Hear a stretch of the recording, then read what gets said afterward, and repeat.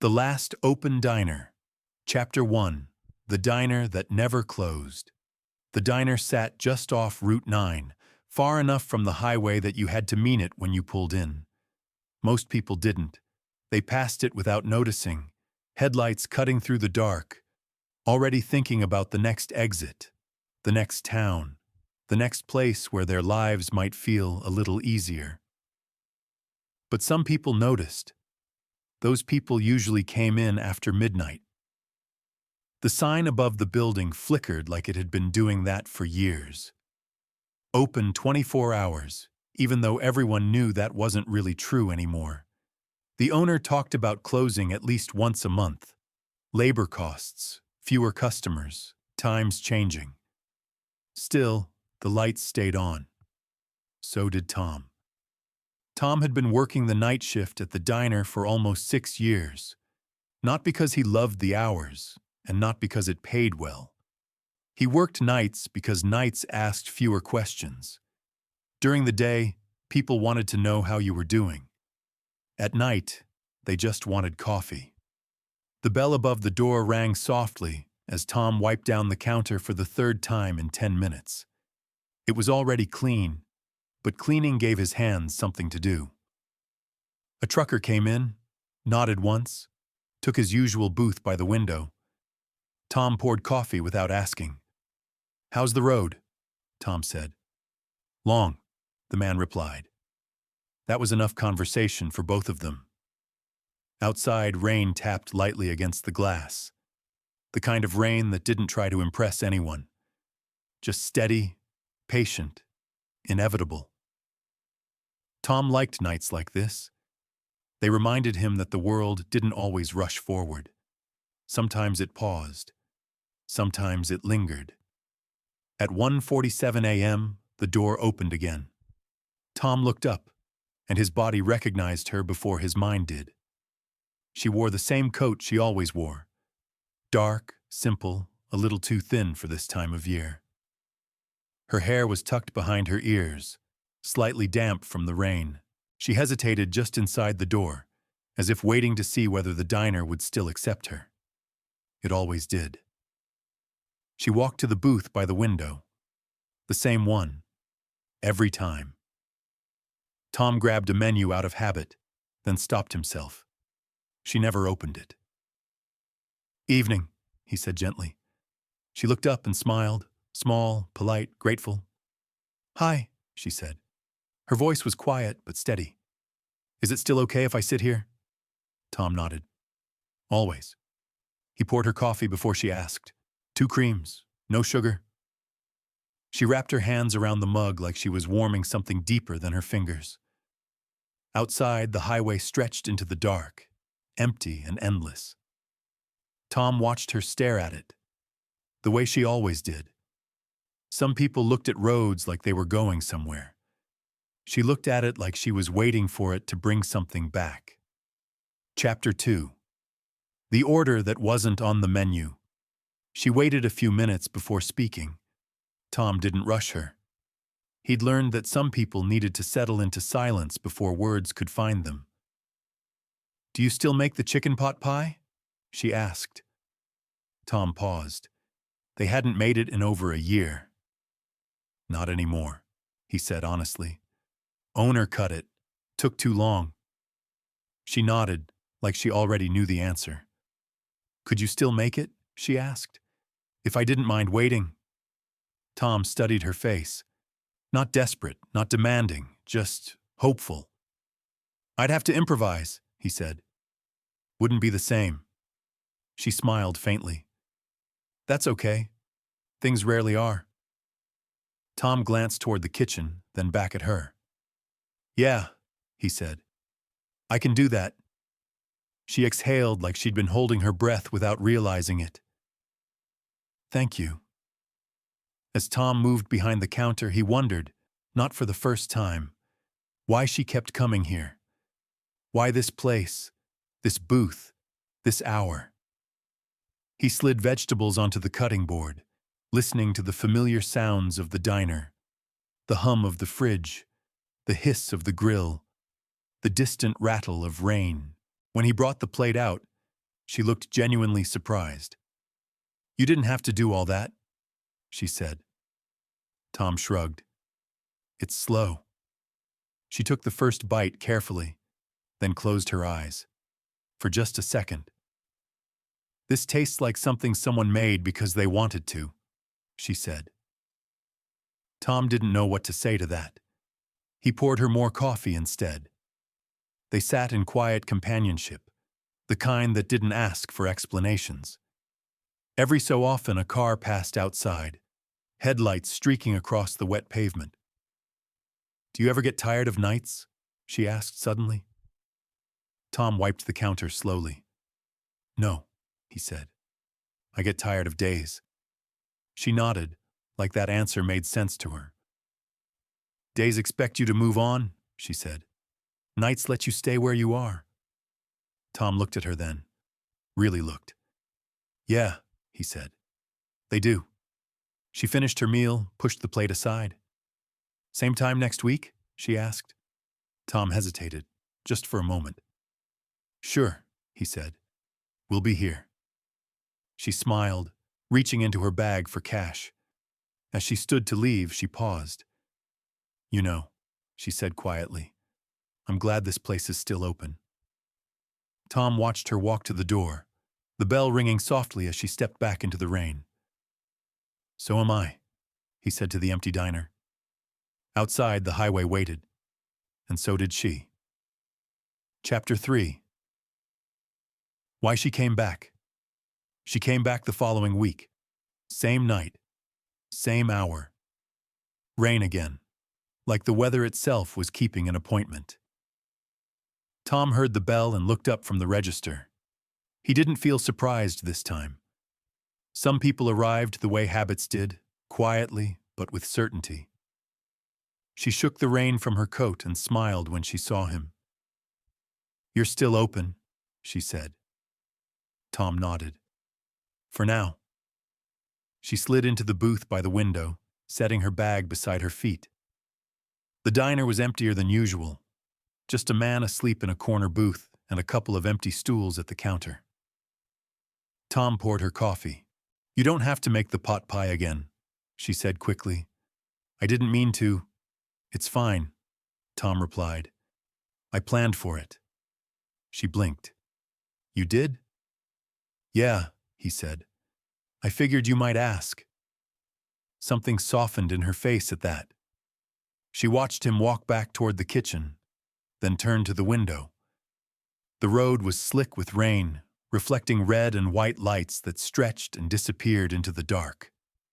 When Tom returned with the food, she waited a long moment before touching it. "I used to come here with my husband," she said suddenly. Tom didn't react right away. He'd learned not to interrupt moments like that. "It was the only place open after his shift," she continued. "He drove nights.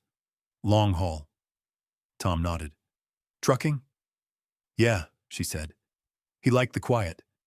She smiled faintly, then looked down at her plate. "He died 2 years ago." The words landed without drama. No tears, no pause for sympathy. Tom rested his hand on the counter. "I'm sorry," he said. She nodded. So was he. He hated hospitals. They sat in silence. Outside, a semi thundered past, spraying water across the pavement. "This booth," she said, touching the edge of the table, "was always his favorite. He liked watching the road while he ate. Said it made him feel like he hadn't stopped completely." Tom felt something tighten in his chest. "That's why I come," she added. "It's the only place where it still feels like he might walk back in." Tom looked toward the door. "I know he won't," she said gently. "But waiting here feels different than waiting at home." Tom understood that more than he wanted to. Chapter 4. The reason Tom never left. After she left that night, Tom stayed late, later than usual. He cleaned the counter slowly, wiping the same spot again and again, listening to the low hum of the refrigerator. The diner felt heavier now, like it was holding more than grease and coffee stains. He thought about his wife, about how she'd loved mornings, how she'd complained about his night shifts, even though she knew why he worked them. "You're hiding from the sun," she used to say. Maybe he was. After she died, the days became unbearable, too bright, too loud, too full of people who expected him to be moving forward. Nights didn't expect anything. Nights let him stay. That was why he'd taken the full-time night shift when the diner cut hours. Why he hadn't argued. Why he'd nodded when the owner asked if he was sure. Some people moved on by walking forward. Others did it by standing still long enough to breathe. The next week, the owner came in earlier than usual. Tom saw it coming before the words were spoken.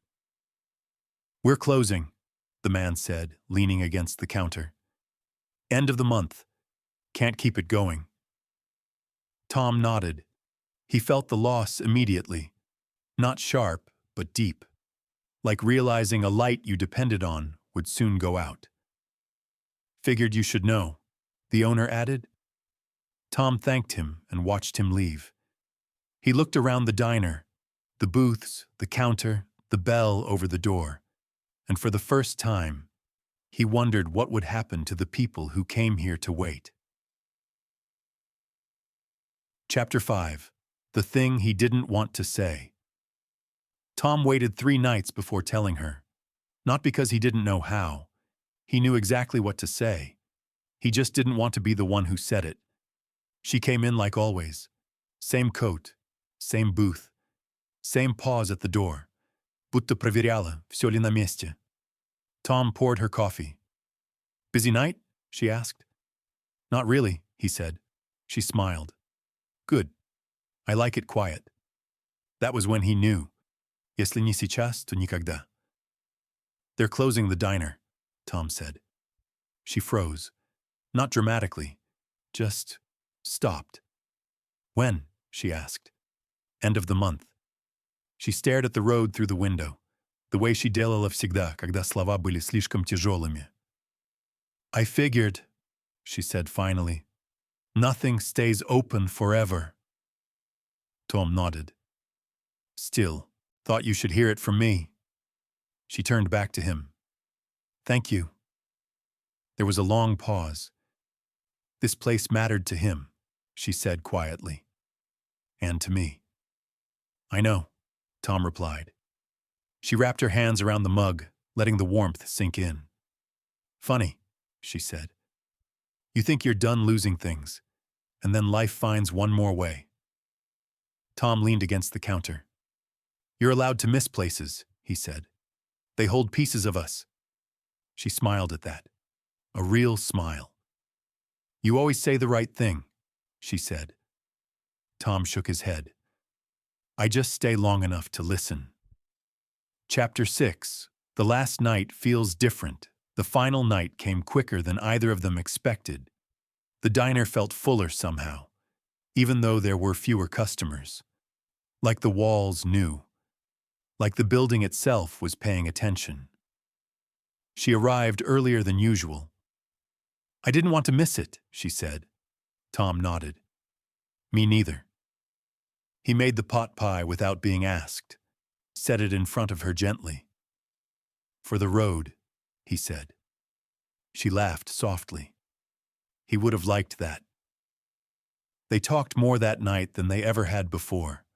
About her husband, about Tom's wife, about how strange it felt to measure your life in before and after moments. "Do you ever stop waiting?" she asked. Tom thought about it. "I think you do," he said. "Just not all at once." When the clock hit 2 a.m., the diner was empty. Tom turned the sign from open to closed. The click sounded louder than it should have. She stood, slipping on her coat. "So this is it," she said. "For the diner," Tom replied. "Not for us." She hesitated. "Would you like to get coffee somewhere else sometime?" Tom smiled. Slow, careful, like someone learning how to open a door again. Yeah, he said. I would. They stepped outside together. The rain had stopped. The road stretched on, quiet and open. For the first time, neither of them was waiting for something to return. They were ready to go forward. Chapter 7. The Road Doesn't End. A month later, they sat at a small cafe closer to town. It wasn't the same. It wasn't meant to be. But the coffee was hot. The window looked out on a street that moved instead of waited. She reached across the table, touching Tom's hand. I'm glad the diner existed, she said. But I'm more glad you did. Tom squeezed her hand gently. So am I, he said. Outside, cars passed. People moved on with their lives. And inside, two people who had once come just to wait had finally chosen to stay. Together. Chapter 8. Learning how to sit somewhere else. The cafe wasn't open all night. That took some getting used to. The first time Tom noticed the clock creeping toward closing time, something in him tightened. Old habits, old instincts. Nights had trained him to believe there was always more time. There wasn't. They learned the place slowly. Which table caught the late afternoon light? Which waitress remembered their order? Which days were louder than others? It didn't feel sacred the way the diner had. It felt alive. And that mattered. She told him stories she'd never told anyone else. About the way her husband used to sing badly just to make her laugh. About how the house still smelled like his jacket when it rained. Tom told her about mornings he used to avoid. About how silence had once felt safer than hope. Neither of them tried to fix the other. They just listened. Sometimes they walked after coffee, not far. Just enough to feel the air change. Just enough to remind themselves they were moving. One evening, she stopped in the middle of the sidewalk. I don't come to diners anymore, she said suddenly. Tom looked at her. Does that feel strange? He asked. She shook her head. No. It feels like I don't need to wait there anymore. Tom understood that better than he expected. Chapter 9. What stays after the lights go out. Months passed. The diner became a building people drove past, without knowing what it had once been. The sign was gone. The windows dark. Tom drove by once. Just once. He didn't stop. Later that night, sitting across from her at the cafe, he realized something quietly important. The diner hadn't saved them. They had saved themselves by choosing to stay present long enough for something new to form. You ever miss it? She asked. Sometimes, Tom admitted. But not the way I thought I would. She smiled. Places teach us things. People teach us what to do with them. Tom reached across the table, covering her hand with his. The road outside was busy, full of headlights and motion and purpose. They weren't waiting anymore. They were part of it. After midnight. Years later, Tom still thought about nights. Not with sadness, with gratitude. Somewhere along the way, midnight stopped feeling like an ending and started feeling like a quiet beginning. They never recreated the diner. Never tried to turn their story into something it wasn't.